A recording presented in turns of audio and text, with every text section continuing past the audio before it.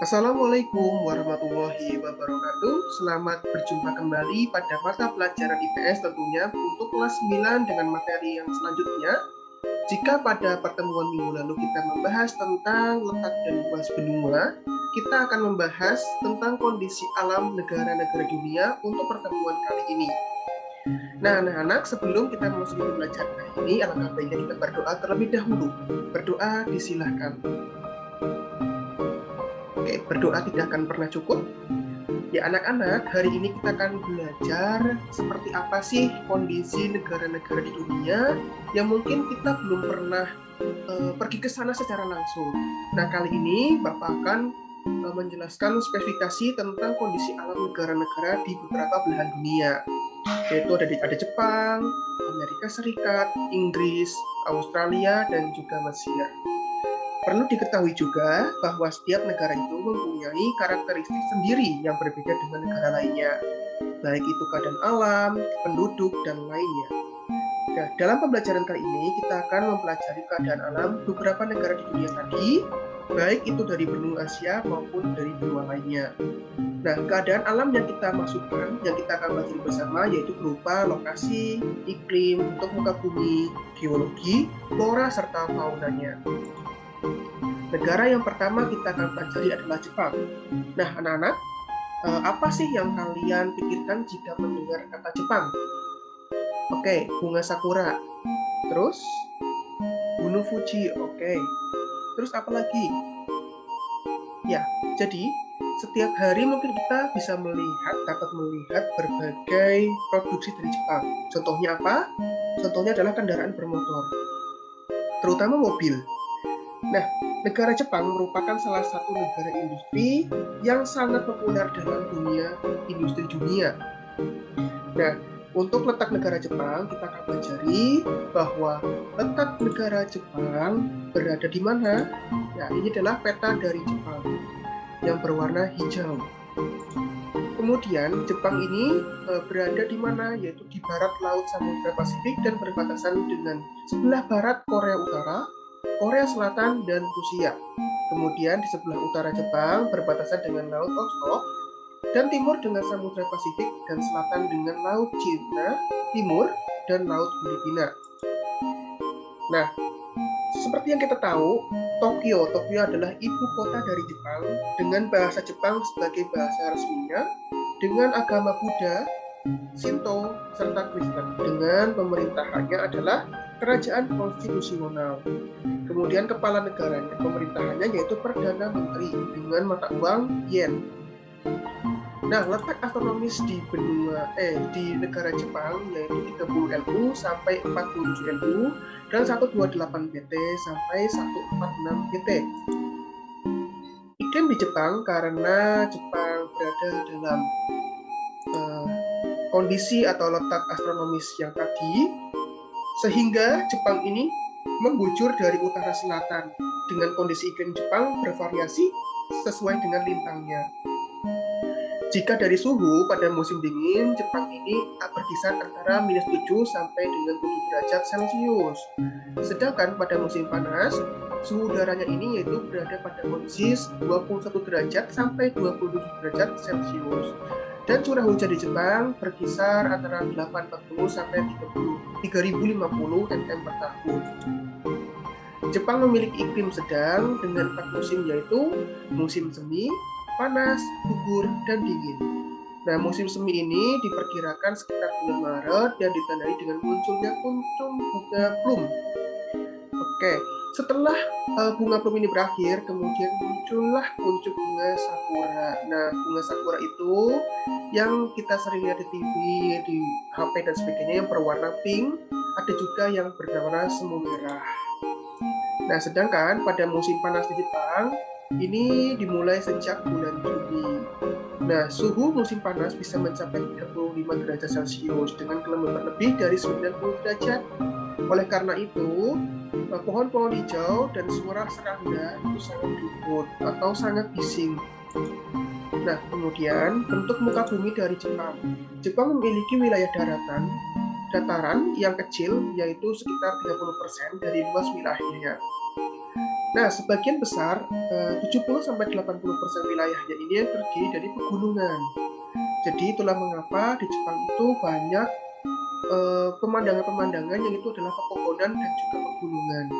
Kemudian pada wilayah dataran terletak itu di sepanjang pantai. Jadi pada titik-titik tertentu, terutama pada batas-batas wilayah Jepang, wilayah ini sangat berbatasan dan juga mempunyai dataran yang cukup kecil atau rendah ya ibaratnya.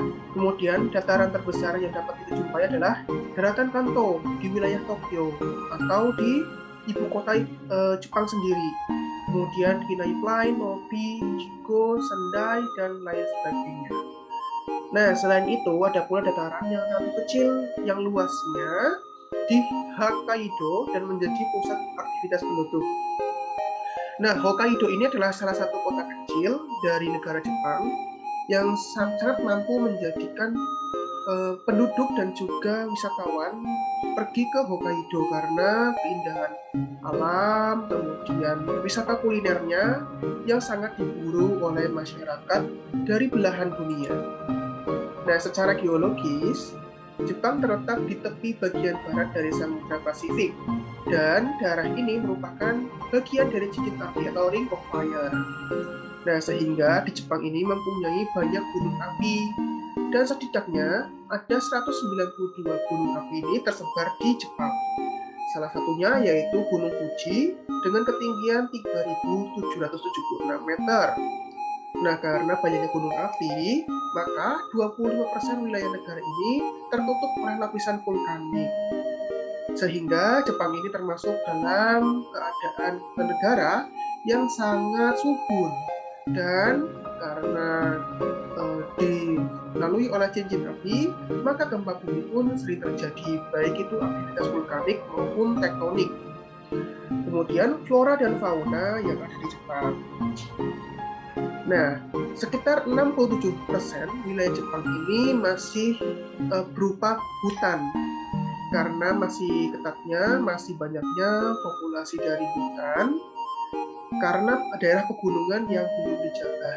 Nah, beberapa jenis tumbuhan yang dijumpai di sana adalah pohon ek, bambu, maple, birch, beech, dan poplar. Nah, hewan di Jepang ini juga telah banyak berkurang. Dulu di negara ini banyak sekali ditemukan babi hutan, monyet, serigala, dan rusa. Namun saat ini jumlahnya semakin berkurang karena perusahaan wilayah. Kondisi penduduknya, Jepang memiliki penduduk sebesar 126,9 juta jiwa, namun kecenderungan ini terus mengalami penurunan. Angka kelahiran di Jepang ini relatif sangat rendah, sehingga terjadi penurunan jumlah penduduk dalam waktu ke waktu. Pertumbuhan penduduk di Jepang yaitu minus 0,1%. Jadi setiap tahun terjadi penurunan jumlah penduduk sebesar 0,1%. Sebagian besar penduduk Jepang bekerja di luar sektor pertanian. Perkembangan industri yang pesat membuat sebagian besar penduduknya ini bekerja dalam sektor industri. Nah, penduduk Jepang ini terdiri atas beberapa etnik, tetapi dominannya adalah etnik Jepang yang mencapai 98,5%. Kemudian Korea yaitu sekitar 0,5%, Cina 0,4%, dan lainnya 0,6%. Kemudian agama yang dianut dari Jepang sebagian besar adalah Shinto, disusul dengan Buddha, Kristen, dan yang lainnya. Pada tahun 2013, usia harapan penduduk Jepang ini mencapai 86 tahun untuk wanita dan 79 tahun untuk pria, atau jika keduanya digabung mencapai 83 tahun. Nah, angka kesehatan ini sangat baik jika dibandingkan dengan negara-negara yang lainnya. Kemudian, negara yang kita akan pelajari yang kedua yaitu Amerika Serikat. Oke, anak-anak, tahukah anak-anak letak dari Amerika Serikat? Oke, kita akan mencari tahu. Jadi Amerika Serikat ini terletak pada 24 NU sampai 70 NU dan 172 PB sampai 66 PB. Nah, negara ini berbatasan dengan Kanada di sebelah utara, Samudra Pasifik di barat, Samudra Atlantik di timur, serta Meksiko, Teluk Meksiko, dan Kuba di sebelah selatan negara Amerika Serikat. Amerika Serikat juga memiliki negara-negara yang terpisah dari daratan, karena ada beberapa pulau, yaitu Alaska, dan terletak di barat laut Kanada. Oke. Amerika Serikat memiliki 4 musim, yaitu musim semi, panas, gugur, dan dingin. Suhu udara pada musim dingin bisa mencapai minus 30 derajat Celcius, dan musim panas dapat mencapai 27 derajat Celcius di kebanyakan wilayahnya. Kemudian pada musim gurun bisa mencapai 43 derajat Celcius. Jadi suhu di sana sangat panas. Nah, kemudian di Alaska, suhu udara ini lebih rendah karena letaknya dekat kutub. Nah, suhu di sana bisa mencapai minus 21 derajat sampai 30 derajat pada musim dingin. Nah, curah hujan di wilayah Amerika juga sangat bervariasi. Di pantai barat curah hujan ini mencapai 2.500 mm per tahun. Namun, jika negara Amerika Serikat di wilayah gurun dan dataran rendah, curah hujannya lebih rendah daripada yang wilayah lainnya. Nah, bentang alamnya, perhatikan gambar berikut ini. Ini adalah pegunungan Rocky.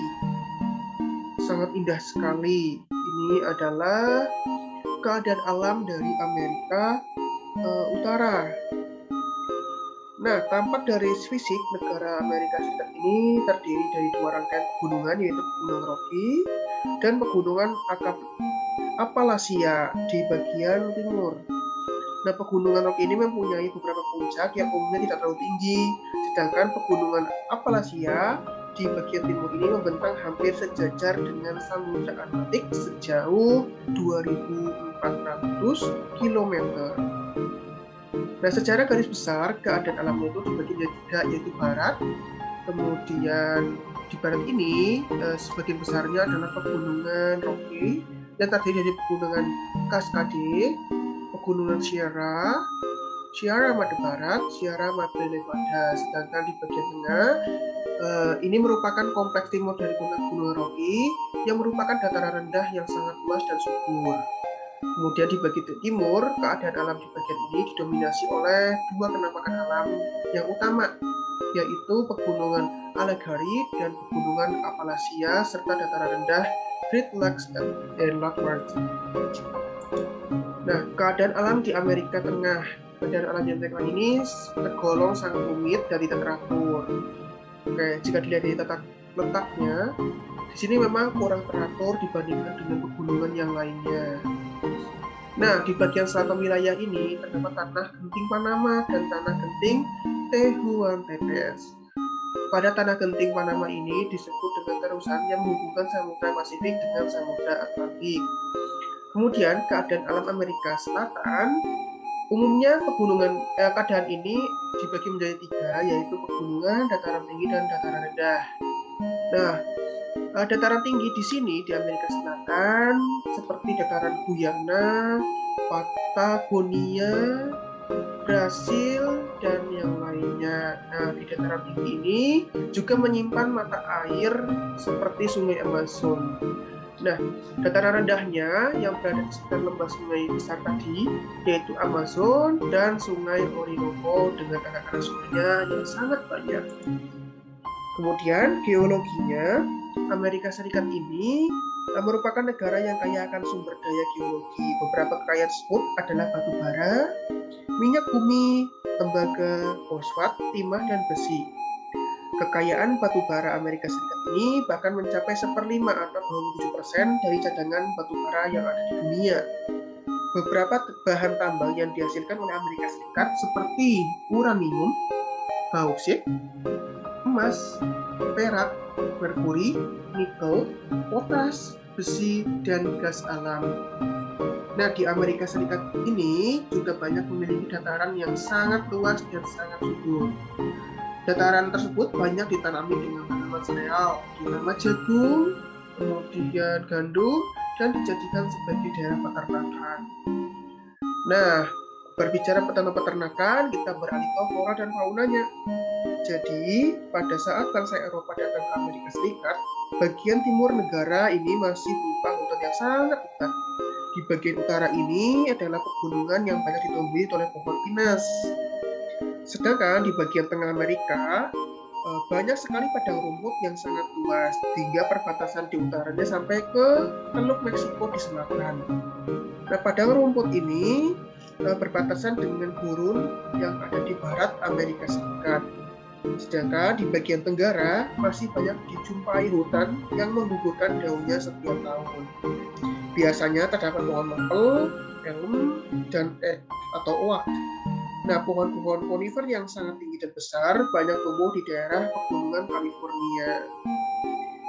Nah, secara singkat, flora yang ada di sana yaitu dengan kondisi hutan tropis, hutan iklim sedang, tundra, semak belukar, dan tanaman gurun serta rumput-rumputan. Sedangkan fauna yang ada di Amerika ini adalah bison, musang, kelinci liar, ular, burung, monyet, dan lain-lain. Nah, kondisi penduduk atau keadaan penduduk dari Amerika Serikat. Jadi, Amerika Serikat ini merupakan jumlah penduduk terbesar ketiga di dunia secara Cina dan India, yaitu mencapai 321,2 juta jiwa. Nah, penduduk aslinya adalah suku Indian yang merupakan beberapa berasal dari Eurasia yang bermigrasi antara 65.000 sampai 25.000 tahun yang lalu. Migrasi terakhir ini terjadi pada sekitar 12.000 tahun yang lalu, sehingga jumlah penduduk Indian sebelum kedatangan bangsa Eropa ini diperkirakan berkisar 2 sampai 8 juta jiwa saja. Nah, komposisi penduduk ini berdasarkan sektor pekerjaannya, yaitu ada sektor manajerial, profesional, dan teknik dengan mengambil peran sebesar 34,9%, kemudian berusaha dalam penjualan dan perkantoran sebanyak 25%, bekerja pada sektor manufaktur, transportasi, dan keahlian sebesar 22,9%, dan sektor jasa yang lainnya 16,5%, dengan sektor pertanian, kehutanan, dan perikanan digeluti oleh sebagian kecil saja. Nah, saat ini penduduk Amerika Serikat ini terdiri dari orang-orang kulit putih yang sebagian besar berasal dari Inggris dan Irlandia, dan orang-orang yang putih hitam atau negro berasal dari daerah Afrika. Selain itu, ada pula orang-orang Asia seperti Cina, India, Jepang, dan Vietnam, serta penduduk asli yaitu Indian. Nah, itu adalah negara yang kedua, yaitu Amerika Serikat. Kita akan mempelajari tentang Inggris sekarang. Ya, jadi anak-anak sekalian, Inggris ini terletak pada 50 derajat LU sampai 60 derajat LU dan 8 BB sampai 2 BT. Ya, jika di PPT atau di video ini 0 yang belakang ini adalah derajat. Jadi ada sedikit kesalahan ketik ya anak-anak karena PowerPoint-nya tidak bisa di-convert. Nah, yang benar adalah 50 LU sampai 60 LU dan 8 BB sampai 2 BT. Nah, posisi Inggris terletak di benua Eropa yang secara geografis ini berbatasan dengan utaranya adalah Samudra Atlantik, dan di sebelah barat dengan Irlandia dan Samudra Atlantik. Di sebelah timur berbatasan dengan Laut Utara, dan di sebelah selatan dengan Selat English Channel. Luas wilayah Inggris mencapai 244.110 km persegi yang meliputi wilayah England, Skotlandia, Wales, Irlandia Utara, dan sejumlah pulau-pulau kecil yang ada di sekitarnya. Nah, jarak dari timur ke barat dan dari timur ke selatan wilayah Inggris mencapai 965 km, dan jarak dari timur ke barat mencapai 515 km. Iklim yang ada di Inggris, karena posisi lintang Inggris ini mempunyai iklim sedang, jadi hampir sepanjang tahun ini hanya mengalami hari-hari yang sejuk dan dingin. Nah, suhu udara tertinggi yang pernah dicatat adalah 38,5 derajat Celcius itu pada musim panas, dan pada musim dingin tercatat minus 26,1 derajat Celcius. Walaupun demikian, rata-rata suhu pada musim dingin adalah berkisar 4-5 derajat Celcius dan pada musim panas antara 12-16 Celcius. Pantai barat bagian utara Inggris lebih hangat dibandingkan dengan wilayah yang lainnya. Nah, bentuk muka bumi. Jika dilihat dari reliefnya, Inggris ini terbagi menjadi dua bagian, yaitu wilayah yang bergunung-gunung di daerah utara dan dataran rendah yang bergelombang ini berada di daerah timur dan selatan. Perbedaan relief ini menunjukkan adanya perbedaan usia batuan. Batuan yang berusia lebih tua berada di barat, sedangkan batuan yang lebih muda ini berada di wilayah timur dan juga selatan. Kondisi geologi, Inggris ini mempunyai sumber daya geologi yang beragam, termasuk batu bara. Kemudian pada saat revolusi industri di Inggris mempunyai sumber daya minyak bumi dan gas yang memasuk kebutuhan energinya selama abad ke-20. Energi panas bumi juga dimiliki Inggris dalam jumlah yang terbatas. Nah, beberapa sumber daya mineral yang tersedia di negara ini adalah pasir dan kerikil untuk bahan bangunan, logam, serta lembu. Nah, berbicara tentang flora dan fauna di Inggris, kegiatan pertanian dan industri di Inggris ini telah mengurangi luas area hutan alaminya. Akibatnya, sebagian besar flora dan fauna di Inggris telah berkurang populasinya, bahkan beberapanya dinyatakan punah. Nah, flora yang bisa kita jumpai di Inggris adalah pohon teak, elm, horse chestnut, dan lain-lainnya. Fauna yang masih banyak dijumpai adalah rusa merah Skotlandia dan sekitar 400 burung, termasuk Raja Wali Emas dari Skotlandia dan belibis merah, yang itu merupakan ciri khas dari Inggris. Oke, belibis merah ini ya, yang ponakan yang kedua. Nah, kondisi penduduk di negara Inggris ini, penduduk asli Inggris ini terdiri dari dua kelompok, yaitu bangsa Celt dan juga bangsa Jerman. Nah, sedangkan 87,2% ini berkulit putih dan sisanya berkulit hitam. Kemudian sebagian besar penduduknya juga menganut agama Kristen, yang sisanya adalah penduduk Islam, Yahudi, Hindu, Sikh, dan tidak beragama atau ateis. Ya, itu adalah kondisi alam dari negara yang ketiga, yaitu Inggris. Nah, sekarang kita akan belajar bagaimana kondisi yang ada di Australia.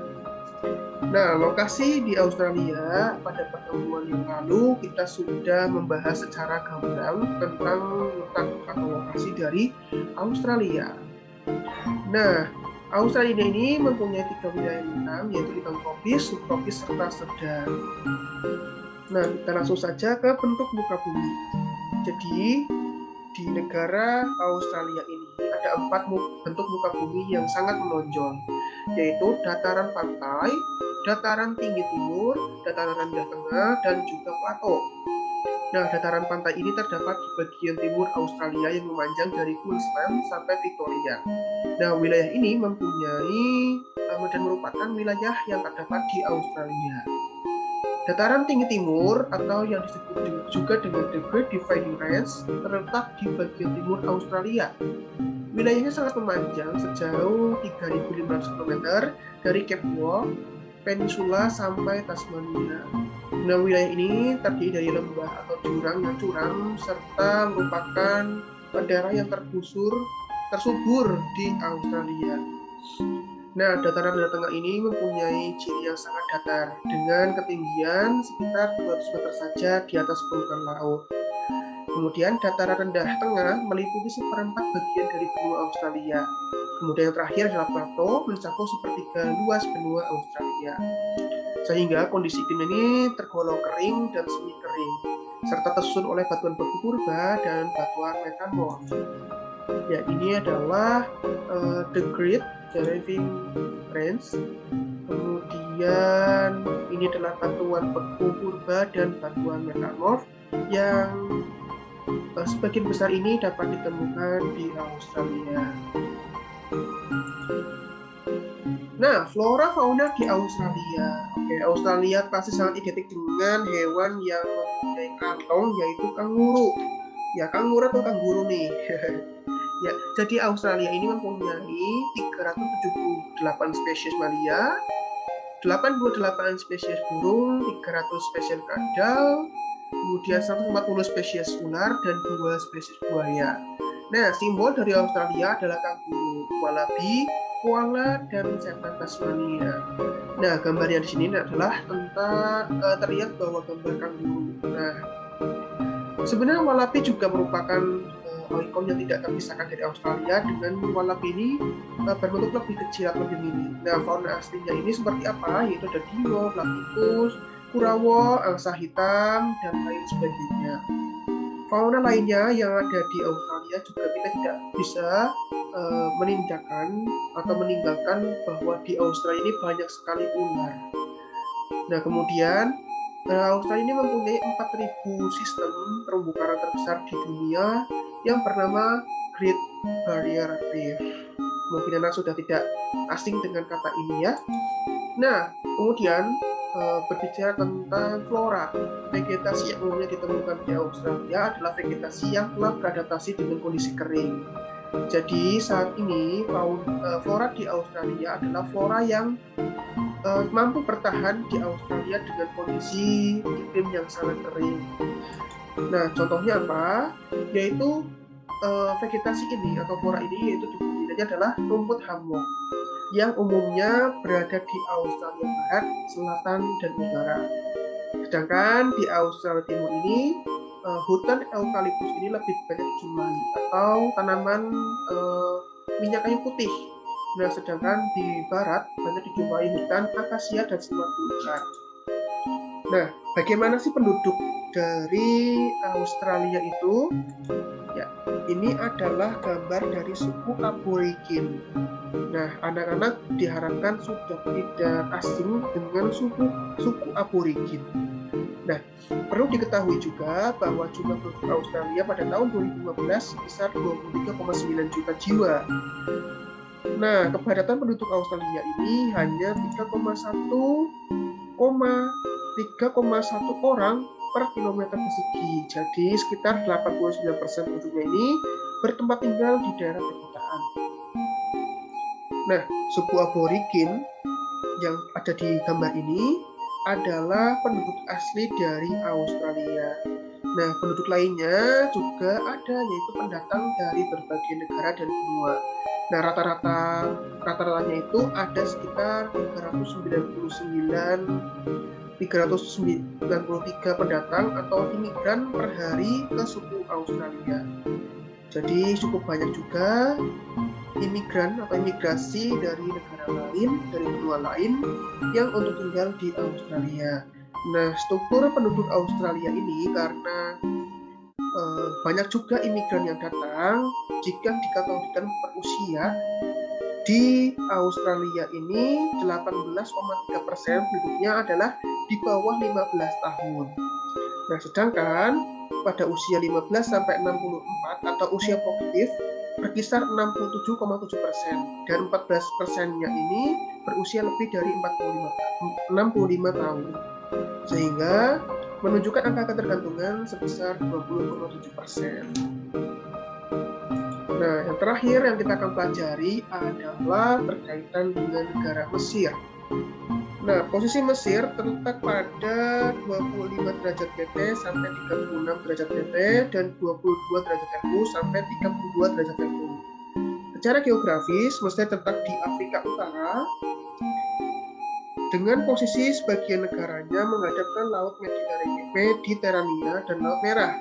Negara ini berbatasan dengan Laut Mediterania di bagian utara, kemudian di sebelah barat dengan Libya, di sebelah selatan dengan Sudan, dan di daerah timur dengan Laut Merah. Luas wilayah dari Mesir ini sekitar 1.500.000 km persegi. Nah, posisi Mesir ini juga sangat penting karena adanya sebuah terusan, yaitu terusan Suez, Nah, terusan ini juga memperpendek jarak dari Eropa ke negara-negara Asia dan Australia. Nah, sebelum adanya terusan ini, perjalanan laut dari Eropa ke negara Asia dan Australia harus mengelilingi Afrika dengan melewati pantai barat. Nah, sedangkan saat ini jarak tersebut bisa diminimalisir dan diperpendek di terusan Suez. Oke, ini adalah gambaran lokasi dari negara Mesir.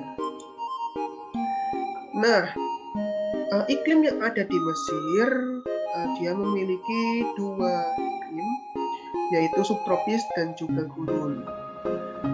Nah, dua musim utama, yaitu musim panas yang sangat panas dan musim dingin yang sangat ringan atau midwinter. Nah, musim panas atau hot summer ini juga berlangsung dari Mei hingga Oktober, sedangkan musim dingin ini berlangsung dari November sampai April, kurang lebih seperti itu. Nanti silakan anak buka lagi. Sepertinya untuk yang musim dingin November sampai April dan musim panas Mei sampai Oktober. Nah, curah hujan di Mesir ini sekitar 20 sampai dengan 200 mm per tahun. Dan wilayah yang kering ini berada di bagian tengah dan juga selatan. Sedangkan di wilayah utara yang mendekat Laut Mediterania ini curah hujannya cukup lebih besar. Secara umum, curah hujan di Mesir adalah sekitar 80 mm per tahun. Nah, bentuk muka bumi yang pertama yang kita bisa ketahui di negara Mesir, yaitu Semenanjung Sinai. Nah, Semenanjung Sinai ini terletak di sebelah timur terusan Suez dan berbatasan dengan Israel, yaitu berupa dataran tinggi dan pegunungan. Nah, pegunungan ini sangat kering, yaitu seperti di Mesir. Nah, yang kedua, daerah ini merupakan pegunungan yang kasar, sangat tandus dan gelombang. Jadi, Mesir ini terletak antara sungai Nil dan pegunungan di tepi Laut Merah. Nah, puncak tertinggi dari Jabal Hemada yaitu 1977 meter. Nah, ini sudah sangat tidak asing, yaitu gurun ya. Sebagian besar wilayahnya adalah gurun atau gurun berpasir gitu ya. Nah, yang ketiga, ini adalah gambar dari gurun Libya. Nah, gurun Libya ini adalah permukaan daratan yang letaknya ini lebih rendah dari permukaan laut. Jadi permukaan ini disebut dengan depresi kontinental. Jadi seperti mencekung dan lebih rendah dari permukaan laut. Namun posisi gurun Libya ini tidak ditumbuhi oleh atau mendapatkan aliran air yang cukup karena kondisi dari Mesir sendiri itu adalah berupa banyaknya adalah gurun. Nah, posisi gurun Libya ini berada di sebelah barat dari Sungai Nil. Nah, yang keempat yang sangat tidak asing adalah Sungai Nil. Nah, lembah Sungai Nil ini merupakan dataran rendah yang sangat subur. Nah, karena itu lembah Sungai Nil menjadi pusat aktivitas pertanian, kependudukan, dan merupakan sumber air bersih serta irigasi. 98% penduduk Mesir ini tinggal di lembah Sungai Nil. Jadi polanya adalah mengikuti pola dari Sungai Nil tersebut. Nah, Sungai Nil ini memiliki panjang 5.600 km dan merupakan sungai terpanjang di dunia. Nah, lanjut kita akan mempelajari tentang geologinya terlebih dahulu. Nah, Mesir memiliki sumber daya alam berupa minyak, bumi, dan juga gas. Kemudian ada biji besi, fosfat, mangan, lempung, gypsum, talc, asbes, timah, emas, dan juga zinc. Nah, gurun Mesir ini menyediakan pasokan garam yang sangat berlimpah. Nah, sedikit pengetahuan untuk anak-anak semua, mengapa di Mesir ini disebut dengan Laut Merah. Jadi, dulunya pada tahun yang sangat lama, ada seorang ahli fisika yang melakukan penelitian tentang penamaan Laut Merah, dan hasilnya penamaan Laut Merah atau Red Sea terjadi karena kesalahan dari pengucapan. Pada salah satu pantai di Laut Merah ditemukan alang-alang berwarna merah yang dalam bahasa Inggris disebut dengan reed. Namun, penduduk setempat mengatakannya adalah red. Karena tumbuh di laut, maka disebut dengan Red Sea. Jadi laut merah ini tidak berarti lautnya ini berwarna merah. Nah, laut merah ini juga airnya biru, namun hanya penamaannya. Jadi dulu ada kesalahpahaman terkait pengucapan yang sebenarnya alang-alangnya yang berwarna merah. Jadi bukan pantainya, namun red dengan red ini sangat tipis. Jadi laut merah ini disebut dengan Red Sea oleh orang Mesir, begitu kurang lebih. Itu adalah sejarah dari penamaan Laut Merah. Nah, kita akan belajar kembali, melanjutkan berkaitan dengan flora dan fauna. Jadi Mesir ini tidak mempunyai hutan sama sekali ya. Dan flora yang umumnya tumbuh di Mesir ini merupakan pohon daerah kering, tropis dan subtropis, seperti daun lontar, palma, kayu putih, akasia, dan semacam pohon cemara. Kemudian fauna yang dijumpai adalah domba, onta, keledai. Sedangkan itu, Mesir mempunyai 300 jenis burung. Jadi sangat banyak burung yang ada di Mesir. Namun sedikit juga binatang liar yang bisa kita temukan seperti hiena, jakal, luwak, babi liar, dan ling. Kambing hutan yang dapat dijumpai juga ada di sekitar Sinai. Nah, reptil yang berupa buaya dan ular juga dapat sering juga ditemukan di lembah Sungai Nil.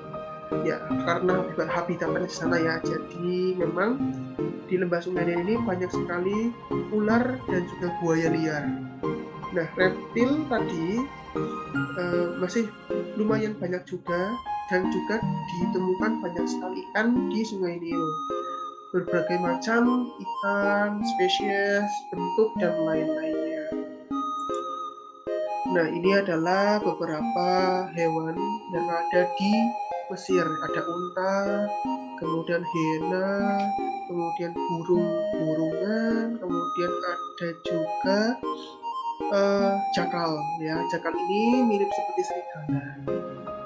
Nah, penduduk Mesir mencapai 89,1 juta pada tahun 2012.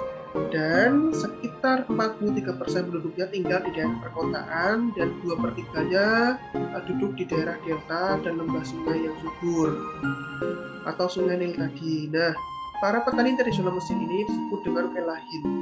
Penduduk Mesir dapat dibedakan menjadi 3, yaitu orang Nubian dengan ciri kulit hitam, umumnya ada di daerah selatan, orang Hamid dengan ciri kulit putih dan merupakan pendiri Mesir kuno, dan yang ketiga adalah orang Arab.